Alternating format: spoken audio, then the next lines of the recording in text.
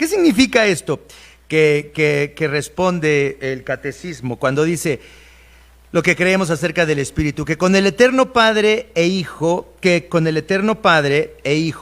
el Espíritu Santo es verdadero y eterno Dios. ¿Qué significa esto?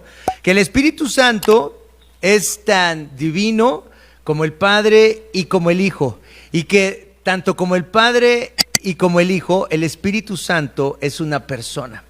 Y esto es muy difícil de entender porque la palabra de Dios, si vamos a la Biblia, vemos cómo el Espíritu Santo muchas veces se expresa o es referido a él como algo simbólico. Por ejemplo, en el bautismo de Jesús, vemos el Espíritu Santo en forma de ¿qué? De paloma. Entonces, ahí vemos algo que dice la Biblia acerca del Espíritu Santo, pero es algo simbólico, es una paloma. En el día de Pentecostés, ¿cuál es el símbolo del Espíritu Santo? El fuego. Y luego si vemos en el Antiguo Testamento y cuando hablamos de agua o de óleo que se derramaba, algo que se derrama sobre un rey, sobre un sacerdote, eso implicaba una relación con el Espíritu Santo. Entonces, el Espíritu Santo es algo muy simbólico en la Escritura. Y por eso a veces nos cuesta pensar en el Espíritu Santo como una persona. Pero también la misma etimología de la palabra espíritu nos lleva en la dirección de que podamos despersonificar al Espíritu Santo. Porque la misma etimología, la palabra espíritu, ¿qué significa o qué puede significar? ¿Cuáles son sinónimos de espíritu? Poder, hálito, fuerza. Eso puede ser otros significados. Entonces, a veces podemos, no sé, a mí me cuesta trabajo siempre pensar en el Espíritu Santo. Y hoy vamos a hablar de dos cosas. Vamos a hablar acerca de la persona del Espíritu Santo y vamos a hablar del trabajo, del ministerio del Espíritu Santo. Entonces, la persona y la obra del Espíritu Santo. Entonces, vamos a este texto de San Juan 16 y vemos cómo Cristo describe la obra del Espíritu Santo. Primero, fíjense, el Espíritu Santo dice, los convencerá, los guiará, Él hablará, Él anunciará lo que vendrá. Él me glorificará y dará a conocer todo lo concerniente a mí, dice Cristo. Esas son todas las cosas que debe hacer el Espíritu Santo.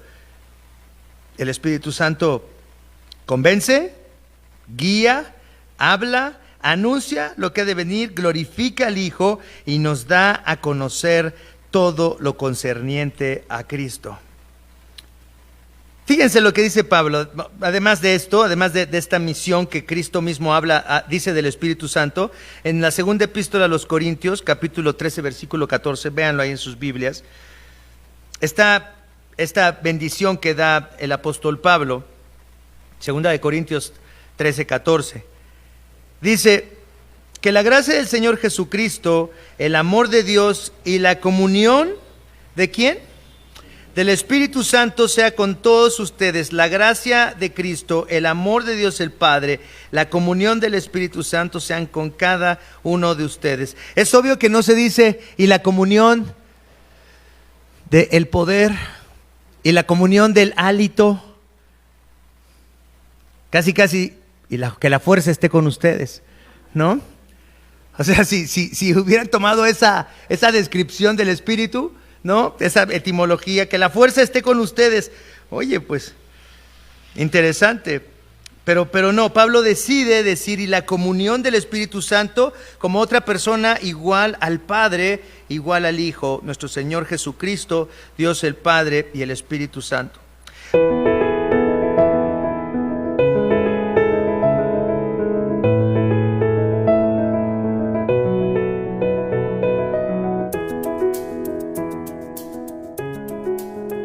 Vamos a seguir hoy con nuestra serie de sermones en el Catecismo de Heidelberg, en esta serie que se llama El Evangelio en el Catecismo de Heidelberg.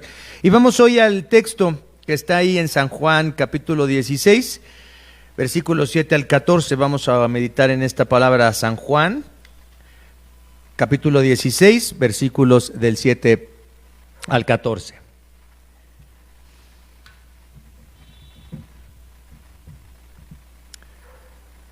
Y dice así: pero les digo la verdad, les conviene que me vaya, porque si no lo hago, el Consolador no vendrá a ustedes. En cambio, si me voy, se lo enviaré a ustedes. Y cuando Él venga, convencerá al mundo de su error en cuanto al pecado, a la justicia y al juicio. En cuanto al pecado, porque no creen en mí. En cuanto a la justicia, porque voy al Padre y ustedes ya no podrán verme. Y en cuanto al juicio, porque el príncipe de este mundo ya ha sido juzgado. Muchas cosas me quedan aún por decirles que ahora no podrían soportar. Pero cuando venga el Espíritu de la verdad, Él los guiará a toda la verdad. Porque no hablará por su propia cuenta, sino que dirá solo lo que oiga y les anunciará las cosas por venir. Él me glorificará porque tomará de lo mío y se lo dará a conocer a ustedes. Esta es la palabra del Señor en la que vamos a meditar y vamos a ir hoy a la pregunta 53. Hoy nos vamos a quedar solamente en una pregunta, la pregunta 53 del Catecismo, que dice: ¿qué crees del Espíritu Santo? Respuesta: que con el eterno Padre e Hijo es verdadero y eterno Dios, y que viene a morar en mí para que por la verdadera fe me haga participante de Cristo y de todos sus beneficios, me consuele y quede conmigo eternamente. Esta es esta pregunta 53 acerca del Espíritu Santo. Hemos estado hablando entonces de esta parte del catecismo en la que se nos explica la estructura trinitaria del credo apostólico. Hemos hablado ya del Padre, hemos hablado del Hijo y hoy vamos a hablar del Espíritu Santo. Pero si ustedes se dan cuenta, cuando hablamos de la Trinidad, cada vez que tocamos un tema trinitario, hablamos del Espíritu Santo e inevitablemente tenemos que mencionar al Padre o sea, es una necesidad hablar del Padre, del Hijo y del Espíritu Santo. Todo esto en su conjunto, cada vez que hablamos de la Trinidad, ¿están de acuerdo? Entonces ya hemos hablado del Espíritu Santo y las semanas siguientes vamos a hablar de otros aspectos de la doctrina que está en el catecismo, pero que están en relación con este orden trinitario. Vamos a seguir hablando del Espíritu Santo en las próximas semanas, por ejemplo, y de la Iglesia. Vamos a hablar del Hijo, vamos a hablar del Padre. Entonces, quiero que pensemos en que es muy difícil cuando hacemos teología no tocar un tema y no referirnos a otros temas, tocar un asunto teológico y no hablar de otro asunto teológico. Todo en la teología cristiana está unificado. ¿Por qué? Por la persona de Cristo, por la revelación del mensaje de la salvación y porque, bueno, es la palabra inspirada por Dios, así es que necesitamos encontrar esta relación en cada parte. Así es que, ¿qué significa esto que responde el catecismo cuando dice lo que creemos acerca del Espíritu? Que con el eterno Padre e Hijo, el Espíritu Santo es verdadero y eterno Dios. ¿Qué significa esto? Que el Espíritu Santo es tan divino como el Padre y como el Hijo, y que tanto como el Padre y como el Hijo, el Espíritu Santo es una persona. Y esto es muy difícil de entender porque la palabra de Dios, si vamos a la Biblia, vemos como el Espíritu Santo muchas veces se expresa o es referido a Él como algo simbólico. Por ejemplo, en el bautismo de Jesús, vemos el Espíritu Santo en forma ¿de qué? De paloma. Entonces, ahí vemos algo que dice la Biblia acerca del Espíritu Santo, pero es algo simbólico, es una paloma. En el día de Pentecostés, ¿cuál es el símbolo del Espíritu Santo? El fuego. Y luego si vemos en el Antiguo Testamento y cuando hablamos de agua o de óleo que se derramaba, algo que se derrama sobre un rey, sobre un sacerdote, eso implicaba una relación con el Espíritu Santo. Entonces, el Espíritu Santo es algo muy simbólico en la Escritura. Y por eso a veces nos cuesta pensar en el Espíritu Santo como una persona. Pero también la misma etimología de la palabra Espíritu nos lleva en la dirección de que podamos despersonificar al Espíritu Santo. Porque la misma etimología, la palabra Espíritu, ¿qué significa o qué puede significar? ¿Cuáles son sinónimos de Espíritu? Poder, hálito, fuerza. Eso puede ser otros significados. Entonces, a veces podemos, no sé, a mí me cuesta trabajo siempre pensar en el Espíritu Santo. Y hoy vamos a hablar de dos cosas. Vamos a hablar acerca de la persona del Espíritu Santo y vamos a hablar del trabajo, del ministerio del Espíritu Santo. Entonces, la persona y la obra del Espíritu Santo. Entonces, vamos a este texto de San Juan 16 y vemos cómo Cristo describe la obra del Espíritu Santo. Primero, fíjense, el Espíritu Santo dice, los convencerá, los guiará, Él hablará. Él anunciará lo que vendrá. Él me glorificará y dará a conocer todo lo concerniente a mí, dice Cristo. Esas son todas las cosas que debe hacer el Espíritu Santo. El Espíritu Santo convence, guía, habla, anuncia lo que ha de venir, glorifica al Hijo y nos da a conocer todo lo concerniente a Cristo. Fíjense lo que dice Pablo, además de esto, además de esta misión que Cristo mismo habla, dice del Espíritu Santo, en la segunda epístola a los Corintios, capítulo 13, versículo 14, véanlo ahí en sus Biblias, esta bendición que da el apóstol Pablo, segunda de Corintios 13, 14, dice que la gracia del Señor Jesucristo, el amor de Dios y la comunión, ¿de quién? Del Espíritu Santo sea con todos ustedes. La gracia de Cristo, el amor de Dios el Padre, la comunión del Espíritu Santo sean con cada uno de ustedes. Es obvio que no se dice y la comunión del poder y la comunión del hálito, casi y que la fuerza esté con ustedes, ¿no? O sea, si hubieran tomado esa descripción del Espíritu, ¿no? Esa etimología, que la fuerza esté con ustedes. Oye, pues, interesante. Pero no, Pablo decide decir, y la comunión del Espíritu Santo como otra persona igual al Padre, igual al Hijo, nuestro Señor Jesucristo, Dios el Padre y el Espíritu Santo. Pero también el Espíritu Santo es descrito como una persona que actúa, fíjense, junto con su iglesia, pero no es igual a su iglesia. Está en su iglesia, pero podemos distinguirlo de su iglesia. Vamos a Hechos capítulo 15, versículo 28. Y tampoco se habla ni de un hálito, ni de una fuerza, ni de un poder. Se habla de otra persona igual que nosotros, o igual que la Trinidad, igual que el Padre, igual que el Hijo. En Hechos capítulo 15, cuando Pablo y Bernabé fueron al concilio en Jerusalén para preguntarles a los apóstoles si los gentiles también deberían de guardar la ley, ¿se acuerdan? Hubo este concilio en Jerusalén y entonces dice los apóstoles cuando mandan el reporte a la iglesia de Antioquía, fíjense lo que dicen los apóstoles: nos pareció bien al Espíritu Santo y a nosotros no imponerles a ustedes ninguna carga aparte de los siguientes requisitos. ¿Nos pareció bien a quién? Al Espíritu Santo. Le pareció bien al Padre y a nosotros. Le pareció bien al Hijo y a nosotros. Le pareció bien al Espíritu Santo. Es decir, hay una dimensión personal en el Espíritu Santo que acompaña a la iglesia, que está de acuerdo con la iglesia o que se puede oponer a la iglesia. Entonces ahí está esta idea. Dice, los apóstoles entendían perfectamente la presencia del Espíritu Santo en el trabajo de la iglesia, pero no era considerado como una fuerza que los dirigía, sino como la presencia de la divinidad que los instruía. Y por último, vemos también cómo Pablo describe al Espíritu Santo actuando de manera soberana en la primera epístola a los Corintios, capítulo 12, versículo 11. La primera carta a los Corintios, capítulo 12, versículo 11, cuando el apóstol Pablo nos habla acerca de cómo el Espíritu Santo es el que reparte dones a la iglesia. Fíjense cómo describe Pablo esta obra del Espíritu Santo. Dice Pablo, todo esto lo hace un mismo y único Espíritu, quien reparte a cada uno según que Él lo determina. El Espíritu Santo obra de manera soberana. Aún en el nuevo nacimiento, ¿están de acuerdo? El Espíritu Santo es como el viento, que oye su sonido, pero no sabes de dónde viene ni a dónde va. Y si así son todos los que, ¿qué? Todos los que nacen del Espíritu Santo. ¿Qué quiere decir? Que el Espíritu Santo hace nacer ¿a quién? ¿A quién? ¿Al que hace la oración del pecador?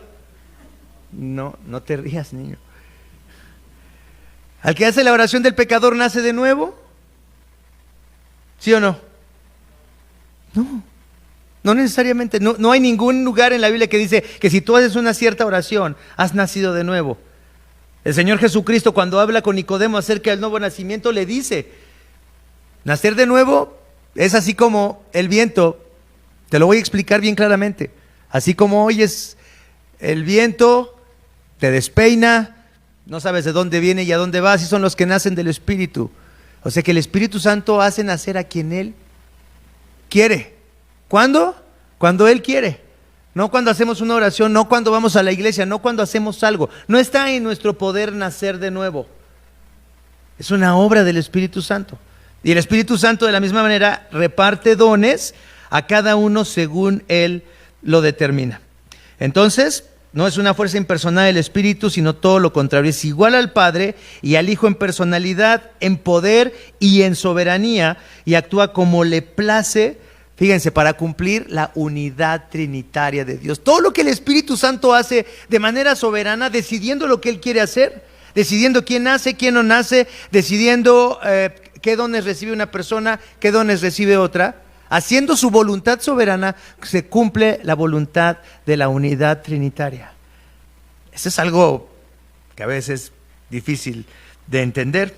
Dice, por esto, antes de avanzar en nuestra reflexión, debemos entender que nuestras vidas como hijos de Dios no solamente están en la presencia de Dios como todos los demás seres humanos que están en el mundo, sino que por ser cristianos, fíjense una cosa, podemos, si alguien nos pregunta, ¿está Dios en todas partes?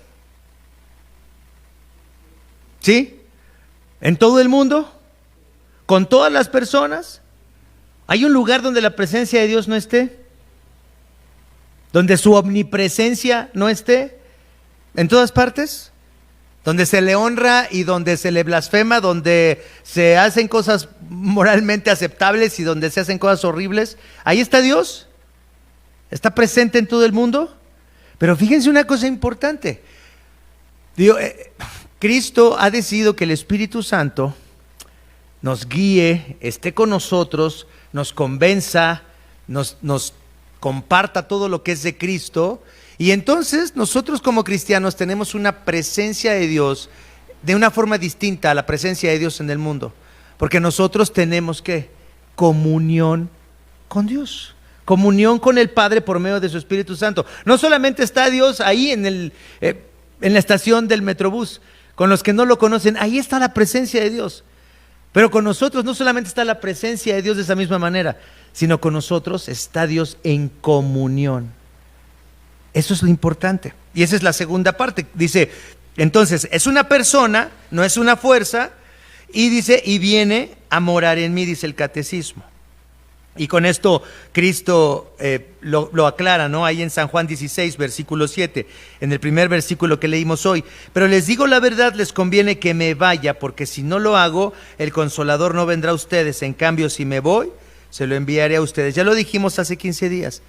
Cristo, si se hubiera quedado, no podría estar ¿dónde? Con cada uno de nosotros. No podría estar con cada uno de nosotros, no podría estar en nosotros. Y se les conviene que yo me vaya. Dice, no los voy a dejar huérfanos, regresaré a ustedes, pero ahora por medio de su Espíritu Santo. Y entonces tenemos esa comunión, porque dice el catecismo, Cristo, el Espíritu Santo, viene a morar en nosotros. Fíjense ustedes, ahí Pablo en Filipenses 1:19.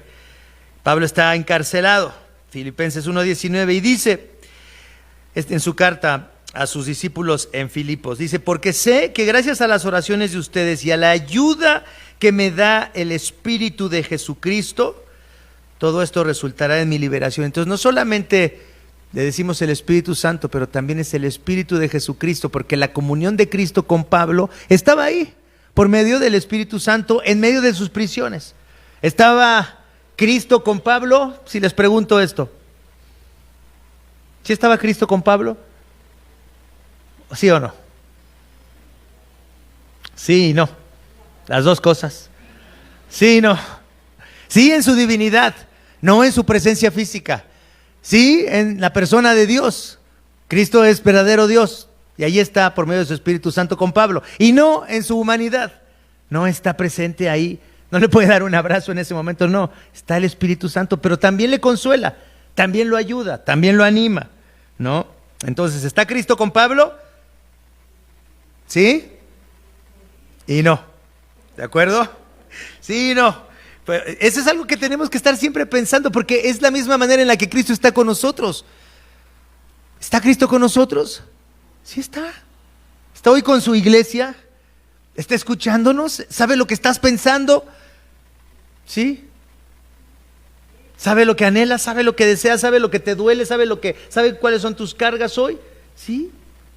Y está cerca de nosotros, así, está en comunión con nosotros, porque el Espíritu Santo viene a morar en nosotros. Eso es lo que no tienen los que no conocen a Dios. La presencia de Dios está ahí, pero no la comunión con Él. Esa es la gran diferencia. Entonces el Espíritu Santo viene a nosotros, viene a morar en nosotros y nos aparta para ser suyos, es decir, nos santifica. Fíjense, me encantó esto que encontré, nos santifica el Espíritu Santo con paciencia, porque hasta lo podemos resistir. ¿Sí o no? Te santifica con paciencia, está en ti con paciencia. Lo desobedeces y no se va de ti. ¿Lo puedes entristecer? Sí, pero está contigo, te insiste, te perdona, te llama al arrepentimiento constantemente, no se rinde contigo, pero no usa su poder para castigarte, para destruirte, para hacerte sentir mal. Te vuelve a decir, esto está mal. Te vuelve a decir, arrepiéntete. Te vuelve a decir, retoma el camino. Te enseña, te guía hacia Cristo. En Hechos 7:51, por ejemplo, vemos esto, cómo se acusa al pueblo de Dios de resistir al Espíritu Santo. Hechos capítulo 7, versículo 51. Dice, tercos, duros de corazón y torpes de oídos, ustedes son iguales que sus antepasados, siempre resisten al Espíritu Santo. Y en Efesios capítulo 4, versículo 30, Efesios 4:30, no agravien al Espíritu Santo de Dios.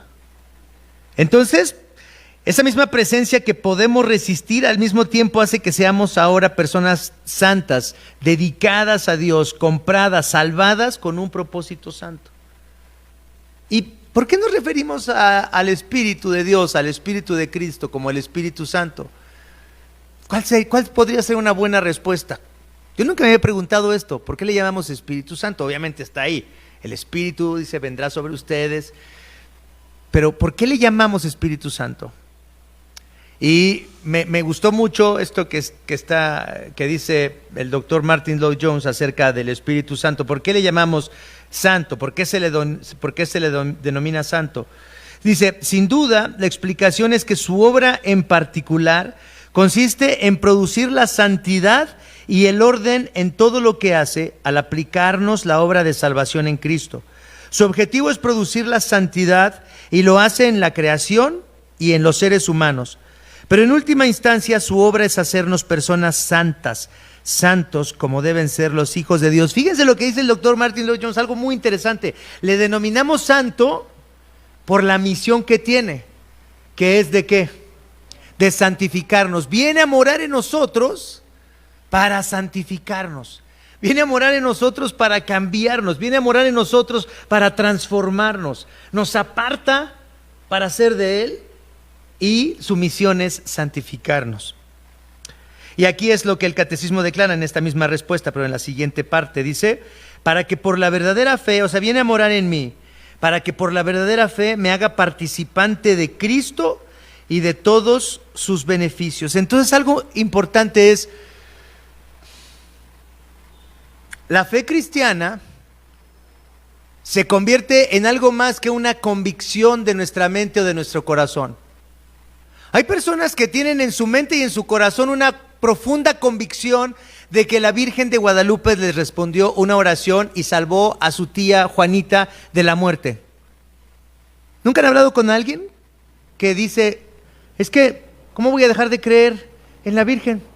Nos contestó, salvó a mi hijo que estaba a punto de morirse, clamamos a ella, ella nos respondió. Tienen en su mente y en su corazón la convicción de que eso es verdad, de que esa fe es verdadera. Y nuestra fe es totalmente diferente, no solamente es una convicción de nuestro corazón o de nuestra mente porque hemos visto un milagro, porque Dios nos respondió una oración, una petición que le habíamos hecho, y entonces al recibir ese favor, nos convencimos de que deberíamos de ser cristianos. Eso no es lo que nos ha pasado. Eso no es lo que nos ha pasado. Más bien, La obra del Espíritu Santo es hacernos partícipes de todos los beneficios de la obra de Cristo. ¿Qué quiere decir esto? Que todo lo que Cristo ha hecho por medio de su vida, de su muerte y de su resurrección, no solamente son una convicción que está en tu mente y en tu corazón de forma humana, porque tú quieres creer en eso, sino es una verdad a la cual nos sometemos. Es una verdad que no tiene que demostrarse con milagros. Es una verdad que nos convence por la obra del Espíritu Santo. Fíjate lo que te estoy diciendo. No eres cristiano porque alguien te dio un superargumento acerca de la fe cristiana. ¿Quién de ustedes sí se convirtió cuando le dieron un argumento lógico, convincente, filosófico, lo suficientemente fuerte para decir, claro, debo ser cristiano? Esta es la mejor explicación que he escuchado de la existencia de Dios y de la salvación, y en ese momento creí en Cristo. ¿A quién de ustedes le pasó esto?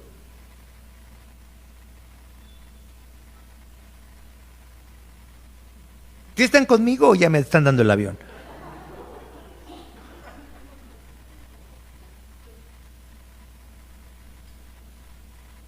¿No te convencieron los argumentos de Chesterton? No. Pensé que por él te habías hecho cristiano. No, ok. No sé, no conozco a nadie que se haya hecho cristiano porque le dieron un buen argumento de la fe cristiana. No. No conozco a alguien que se haya hecho cristiano porque Dios le respondió a una oración. Si a mí me hubiera Dios respondido a una oración, la oración que le hice que me sanara, no me hubiera hecho cristiano. Simplemente hubiera recibido la sanidad y ya, ¿no? ¿Qué pasa? ¿Por qué? ¿Qué significa esto? Que el Espíritu Santo aplica a nuestros corazones los beneficios de la obra de Cristo. ¿Por qué fíjense, ¿cuál es el primer beneficio que tenemos cuando comprendemos la obra de Cristo? El primer beneficio que el Espíritu Santo nos tiene que dar para poder apreciar la obra de Cristo. Lo primero que el Espíritu Santo tiene que aplicar en nosotros es la convicción de que somos pecadores y de que estamos perdidos. Y eso no es una decisión tuya ni mía. Nadie decide hacerse sentir mal a sí mismo y decir, soy la peor persona, soy un miserable, estoy en rebelión en contra de Dios, odio a todo mundo. ¿Quién de ustedes diría eso? ¿Quién podría aceptar eso si no es la obra del Espíritu Santo trayéndonos a la conciencia que necesitamos de los beneficios de la obra de Cristo? Y entonces luego vamos a Cristo y pedimos perdón, y vamos a Cristo y pedimos ayuda, y vamos a Cristo y luchamos con nuestro pecado, y nos arrepentimos de nuestro pecado, y luchamos contra nuestra rebelión en contra de Dios, y nos sometemos a Dios voluntariamente todos los días como cristianos, por la obra del Espíritu Santo. Y sabemos que hemos sido justificados, que no hay condenación para el que está en Cristo. Y sabemos que hemos sido adoptados, que tenemos un Dios al que podemos llamarle papi, que podemos decirle, papito, mira cómo estoy, mira cómo me siento, ven a mi dolor, ven a mi miseria, ayúdame. Y nos responde. Y estamos convencidos de ese perdón y estamos convencidos de ese amor. Pero no nos convencimos a nosotros mismos de eso. Es la obra del Espíritu Santo que nos aplica los beneficios de la obra de Cristo más allá de nuestra voluntad o de nuestra capacidad intelectual. Si tuvieras que ser lo suficientemente inteligente para comprender todas estas cosas, ¿cuántos podrían ser cristianos? ¿Cuántos podrían tener los beneficios de la obra de Cristo? ¿Solo los de un IQ de superior a qué? Dinos, Sammy. No sé, solamente la gente muy inteligente. Si fuera por nuestro desempeño moral delante de Dios, ¿quién podría realmente recibir los beneficios de la obra de Cristo si se tratara de ser una persona buena, moral, justa? ¿Quién podría recibir los beneficios de la obra de Cristo? Ni somos tan inteligentes, ni somos tan buenos, pero por la obra del Espíritu Santo recibimos los beneficios de la obra de Cristo. Y estamos convencidos de esos beneficios.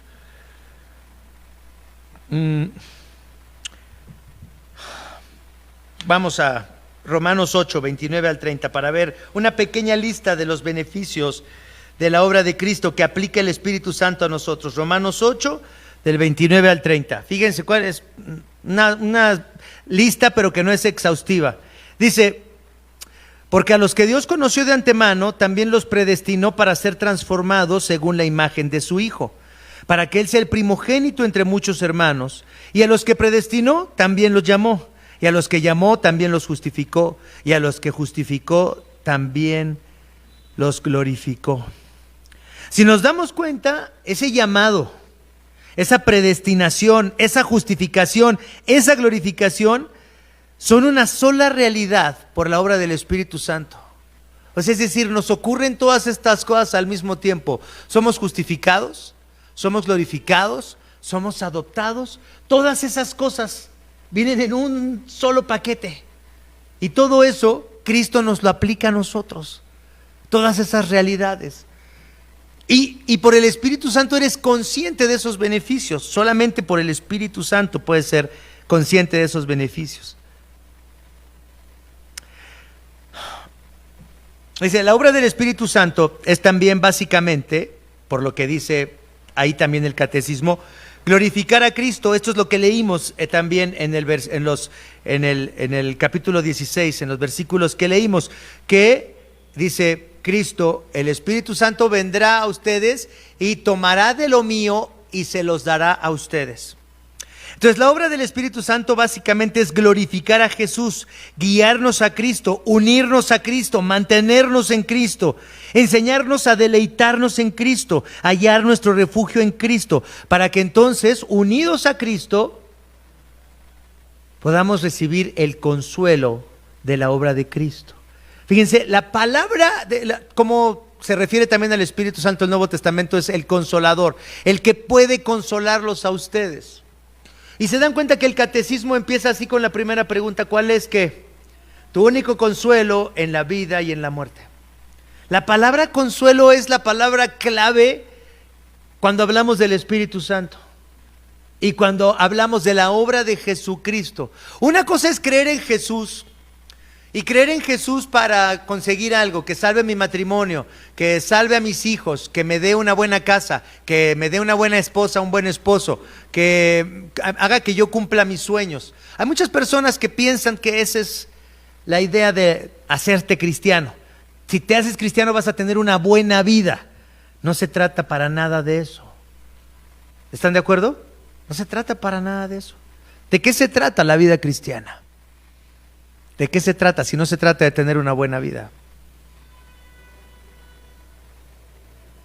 ¿Cuál es el propósito de todo? Que ya no sea, que se acaben las enfermedades, que se acabe el dolor, que se acabe nuestra miseria, que se acabe nuestra desesperación rápidamente.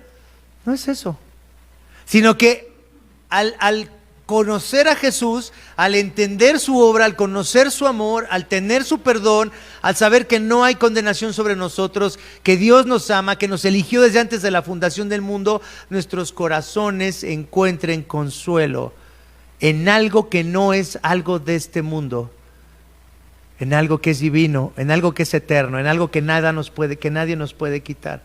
Porque si no recibimos el consuelo de Cristo, necesariamente vas a estar buscando el consuelo en algo en esta vida.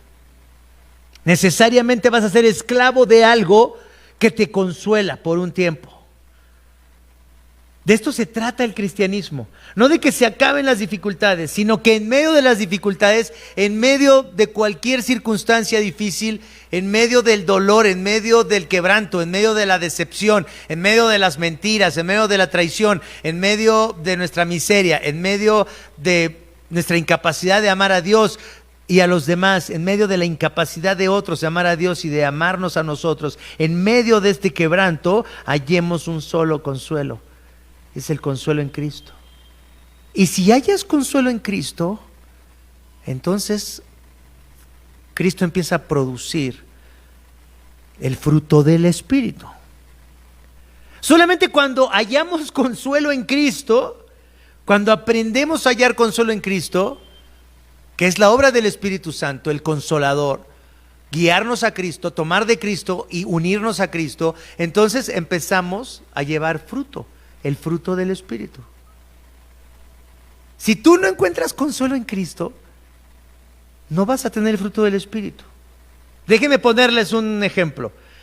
Si yo hallo consuelo en mis hijos, yo soy un pastor presbiteriano y Me han dicho que si mis hijos no se convierten en mis mejores discípulos, entonces soy un fracaso como pastor, como padre y como hijo de Dios. Soy un fraude. Y entonces, cuando oro con mis hijos, son pequeñitos, les leo la Biblia, oro con ellos, los regaño. Si estamos en un estudio bíblico y están gritando, les meto un pellizcón. Y todo eso. Y entonces, de pronto, uno de mis hijos empieza a compartir su fe con otros y otros se convierten por medio de este hijo. Y digo, soy un buen pastor, soy un buen padre, soy un gran teólogo. Dios debe estar feliz conmigo, ¿no? Dios debe estar feliz conmigo. Y entonces empiezo a vivir poniendo mi deleite, mi consuelo en esos hijos que van creciendo así como yo quiero, como yo pienso que deben ir creciendo. Qué gran consuelo tengo, qué gran futuro tengo, qué bien me siento conmigo mismo. Y entonces después viene Dios y destroza eso y deshace eso. ¿Para qué? ¿Porque me odia? ¿Porque odia a mis hijos? No. ¿Por qué? Porque no quiere que yo esté esperanzado y que mi corazón esté sujeto a lo que pase con mis hijos. Porque estoy adicto a ellos, porque los amo de una forma idolátrica. Y cuando ellos no hacen lo que yo quiero, entonces me decepciono, entonces los rechazo, entonces tengo una mala actitud hacia ellos. ¿Te das cuenta cómo lo que más podemos amar se puede convertir en lo que más odiamos, o en lo que más rechazamos, o en lo que más nos trae dolor? ¿Por qué? No porque Dios no quiere que amemos a nuestros hijos, a nuestra esposa, a nuestro esposo, a nuestros amigos. Dios quiere que los amemos, pero no quiere que vivamos para ellos. No quiere que ellos sean nuestro consuelo en la vida y en la muerte. Ahora he comprendido, por ejemplo, que ni siquiera la salvación de mis hijos es la fuente de mi felicidad. Todos los días oro por la salvación de mis hijos, pero eso no es mi principal preocupación en la vida. Eso no es lo que más quiero en la vida. Eso no es lo que más anhelo en la vida. No puede ser. No puede ser. No puede ser que en eso esté mi felicidad. El día que yo vea a mis hijos caminar, volver al Señor, ese día me muero tranquilo. No puedo decir esa tontería,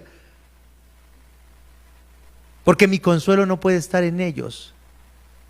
No puede estar en tu trabajo, en tu desarrollo profesional, en tu esposa, en tu esposo, en un matrimonio, en hijos, No puedes poner tu vida en las manos de algo de este mundo para recibir el consuelo de tu corazón. La pregunta en esta mañana: ¿en dónde estás poniendo tu vida? ¿Dónde estás poniendo el consuelo para tu corazón? ¿En qué cosa estás poniendo el consuelo para tu corazón en esta vida? No es fácil verlo, ¿eh? No es fácil. A veces Dios tiene que venir y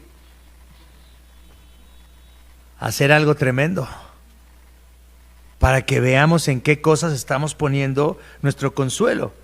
Y si el Espíritu Santo nos lleva a Cristo, nos une a Cristo, aprendemos a deleitarnos en Cristo, conocemos la obra de Cristo, conocemos los beneficios de la obra de Cristo, entonces vamos a llevar fruto espiritual. ¿Y cuál es el fruto espiritual? Ahí está, se lo saben de memoria. Hasta ahí una canción. Cántala, mi amor.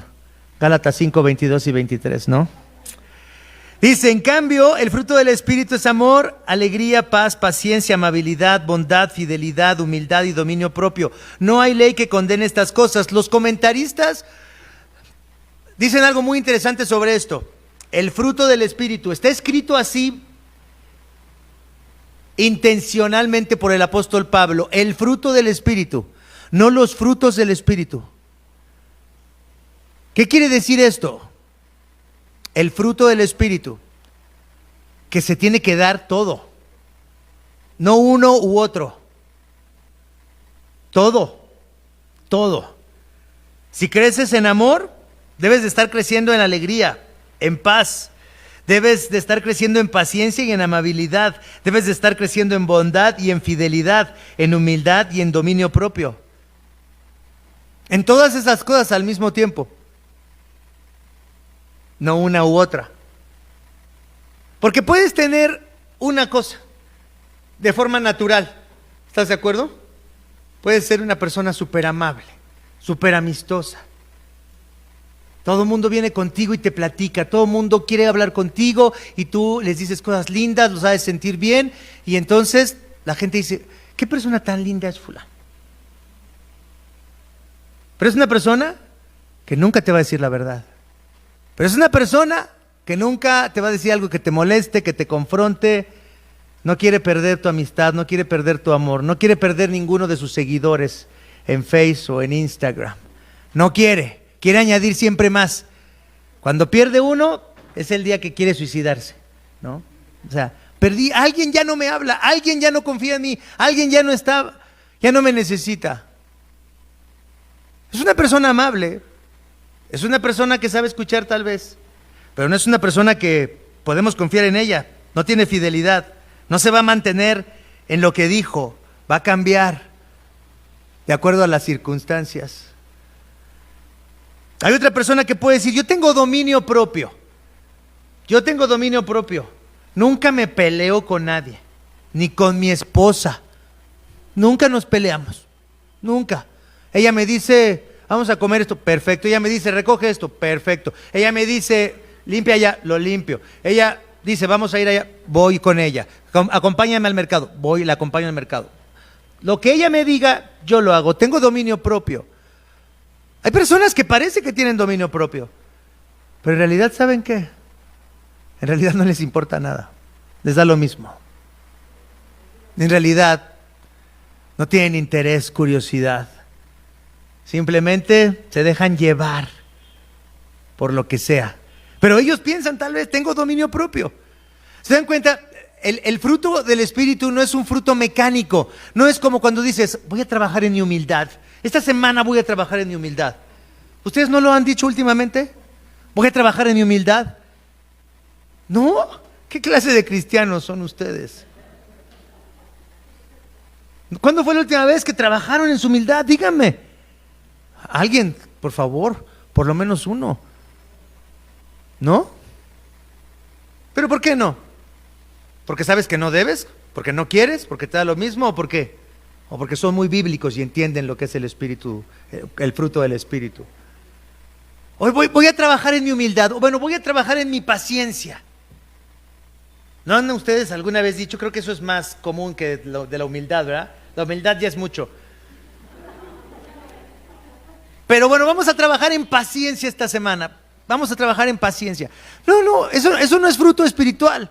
Si no le he contestado a mi esposa mal esta semana porque he sido paciente, me he esforzado en ser paciente, eso no es el fruto del Espíritu. Eso no es el fruto del Espíritu. El fruto del Espíritu es algo orgánico, como crece una fruta, como crece una persona, ¿no? No nos damos cuenta cómo va creciendo lentamente, poquito a poco, en un proceso. El crecimiento mecánico es como cuando empiezo a apilar ladrillos y ya llevo 100, 200, ¿va creciendo la pila de ladrillos? Sí va creciendo, pero ¿es un crecimiento orgánico? No, es un crecimiento mecánico. Eso no es crecer en el Espíritu. Decir, voy a trabajar en mi humildad esta semana, voy a trabajar en mi paciencia esta semana. Eso no es. El fruto del Espíritu es, si realmente, es lo que proviene de si tu corazón ha recibido consuelo en Cristo, de si el Espíritu Santo al aplicar los beneficios de la obra de Cristo ha traído consuelo a tu corazón, si has decidido encontrar consuelo en Cristo en lugar de encontrar consuelo en otra cosa, porque es una decisión, buscar consuelo en Cristo o buscar consuelo en otra cosa, es una decisión. Les compartí el lunes de que estaba hablando con una persona y le decía yo, no desperdicies tu desesperación. No desperdicies tu desesperación. No sé si ustedes han experimentado esto, pero es muy bueno llegar a los últimos puntos de desesperación. Es muy bueno, pero es lo más horrible. Es muy bueno, pero sientes que te mueres. Es muy bueno, pero sientes que no puedes respirar. Es muy bueno, pero sientes que te falta el aire. Cuando llegas al punto máximo de desesperación, ¿a dónde puedes ir? Puedes levantar el teléfono y hablarle a una comadre y empezar a platicar con ella, a lo mejor. Pero no desperdicies tu desesperación hablando con una comadre que te distraiga. Puedes estar en el punto de desesperación y decir, bueno, vamos a abrir otra cerveza, ¿no? Hay gente que así maneja su desesperación. O vamos a salir por una gordita de chicharrón con doble queso, doble crema, doble salsa. La necesito de verdad ahorita. La necesito. No es gula, la necesito. Vamos por 2 kilos de carnitas ahorita con maciza y cuerito. Lo necesitamos. Empecemos a adorar. Hay que prender Netflix y adoremos, ¿no? 3 horas, 4 horas, 5 horas, 6 días. No desperdicies tu desesperación. Si estás aburrido, no enciendas otro cigarro, no prendas la tele, no te distraigas con algo. Si estás desesperado, si estás aburrido, si estás resentido, si estás frustrado, si extrañas a alguien, no desperdicies tu desesperación. Ve a Jesús, ve a Cristo. ¿Y por qué no me satisfaces? ¿Por qué no llenas mi corazón hoy? ¿Por qué no haces algo conmigo hoy? No quiero distraerme con algo, no quiero refugiarme en algo que es falso, quiero refugiarme en ti, ayúdame. ¿Por qué no me satisfaces? ¿Por qué no me llenas tú? Y espera a que la satisfacción venga en Cristo, en su obra, en el Espíritu Santo que está ahí contigo, en esa persona que está ahí contigo pacientemente, viendo lo que decides hacer, viendo a dónde decides refugiarte. Voy a agarrar un buen pleito con mi esposa hoy, José Luis. Hoy va a ser un buen pleito. No, porque estoy frustrado, estoy enojado y entonces estoy viendo quién me la paga. No. Hoy en cuanto llegue mi viejo, me las va a pagar. No, digo, no, a alguien, no estoy pensando, no. Específicamente en alguien, ¿no? Pero puede ser que estás frustrada y estás enojada con una persona o enojado con una persona y entonces esperas a ver a esa persona para descargar toda tu furia sobre esa persona. Y es una forma de encontrar consuelo. Tengo razones para estar enojado. Tú me hiciste enojar, tú ya me tienes harto, tú ya me tienes fastidiado. Son 1000 veces las que te he dicho lo mismo y no me haces caso. Y entonces pueden ser los hijos, pueden ser los papás, pueden ser los vecinos, puede ser alguien, ¿no? Y entonces ahí vemos a la gente desahogándose en Face y en el Twitter, ¿no? Pues poniendo toda su frustración en el Face o en el Twitter. La furia está ahí. ¿Por qué en lugar de escribir otro Twitter o escribir algo desagradable en el Facebook, por qué no te refugias en Cristo? ¿Por qué en lugar de un pleito con tu esposa, tu esposo, con tu papá, tu mamá o tus hijos o el vecino, no te refugias en Cristo? ¿Por qué en lugar de seguir con otra adicción más, por qué no te refugias en Cristo? Es que es muy doloroso. La verdad es muy doloroso. Es demasiado doloroso encontrar consuelo para la soledad, para el dolor, para el pecado, para los deseos insatisfechos. Es muy difícil encontrar consuelo en Cristo. Pero es la opción que tienes. El Espíritu Santo está contigo, te está acompañando, sabe cuál es tu lucha. Es una persona y es muy amable. Te dice, no hagas eso. Te dice, ven a Jesús. Te dice, lee la Biblia. Te dice, recuerda estas palabras. Y tú decides si vas a Jesús, si llegas hasta Cristo o si te vas a otra parte. ¿A dónde vamos a ir por consuelo? Si es que queremos que haya estos frutos del Espíritu. El Espíritu Santo entonces nos da consuelo, nos lleva a Cristo, dice el catecismo, y termina la respuesta: para que ese Espíritu Santo quede conmigo eternamente. Me encanta cómo los teólogos de Heidelberg deciden utilizar la primera persona singular: para que el Espíritu Santo quede conmigo eternamente. Tú y yo tenemos algo que nadie nos puede quitar. Tú y yo tenemos algo que ni el dolor más profundo, ni la frustración más profunda, ni la soledad más profunda, ni nada en este mundo nos puede quitar. Esa presencia del Espíritu Santo con el cual hemos sido sellados, dice el apóstol Pablo, hemos sido sellados para el día de nuestra redención. Estás sellado, estás marcado, así como a las vacas les ponen una marca, así estás sellado tú y yo. Así estamos sellados con el Espíritu Santo, para que quede con nosotros para siempre. Me encantó esta cita de J. Packer que dice: por la obra del Espíritu Santo no tengo que atormentarme de que mi fe en Cristo desaparezca, porque así como la gracia me guió a esa fe, así la gracia me guardará para seguir creyéndolo hasta el final. El origen de mi fe y su continuidad es una manifestación de esa gracia.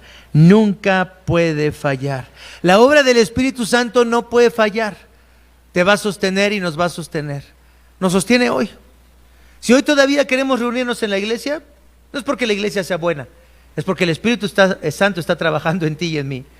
Si hoy todavía quieres arrepentirte, no es porque tú eres una buena persona, sensible al pecado, sino porque el Espíritu Santo está trabajando en ti, te está llamando al arrepentimiento. Si hoy todavía quieres leer tu Biblia, no es porque eres un discípulo dedicado de Cristo, sino porque el Espíritu Santo te está llevando a esa necesidad espiritual de orar, de leer la Biblia, de reunirte. ¿Se dan cuenta que no puede fallar esa obra del Espíritu Santo? Porque el Espíritu Santo es igual en divinidad al Padre, al Hijo. Y es una persona, te ama, tiene comunión contigo. Qué preciosa forma de salvarnos ha planeado Dios el Padre para nosotros, y qué alegría que el Espíritu Santo sea esa persona amable y fiel que nos acompaña, que nos soporta, que nos anima y que nos lleva a encontrar nuestro consuelo solamente en Cristo. Vamos a orar. Vamos a orar. Padre Santo, te damos muchas gracias. Gracias por enviarnos a tu Espíritu Santo a morar en nosotros. Gracias por enviarnos al Espíritu Santo para que quede con nosotros para siempre. Y Señor, sabemos que el Espíritu Santo no está en nosotros porque somos buenos, porque obedecemos, porque comprendemos los misterios. No, Señor. Es el Espíritu Santo el que nos lleva a una profunda transformación, el que nos llama al arrepentimiento, el que nos guía hacia Cristo, el que nos une a Cristo, el que nos invita a hallar nuestro deleite en Cristo. Gracias, Padre, por enviarnos al Espíritu Santo. Gracias, Señor Jesucristo, porque viniste a morar en nosotros ahora por medio de tu Espíritu Santo, y estás en medio de tu iglesia y te manifiestas en nosotros y nos llevas a la convicción de que te necesitamos. Nos llevas a la convicción de que sin ti estamos perdidos. Padre, te pedimos que uses ese precioso Santo Espíritu que está en nosotros, Señor, para convencernos de que no deberíamos de buscar el consuelo en nuestras vidas en nada que no sea Cristo y su obra hecha a nuestro favor. Por eso, en esta hora, te pedimos en ese nombre que nos mantengas, Señor, unidos a esa obra maravillosa, a ese Salvador maravilloso que es Cristo Jesús. En ese nombre oramos y te damos gracias. Amén.